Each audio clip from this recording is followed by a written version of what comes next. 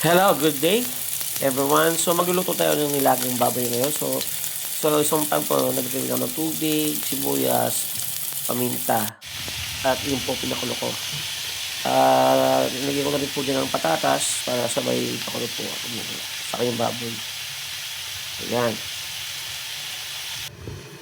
So pag kumulo po, yan. Tinitingnan natin kung malamot yung baboy. Timpla natin ng asin yan. Nilagyan natin ng asin yan. Para malasa sa sabaw. Yan. Siyempre, masarap dyan.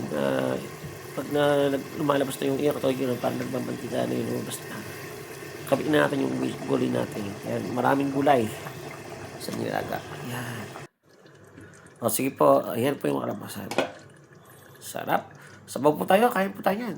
Salamat po sa pagpanood nyo. Bye-bye po.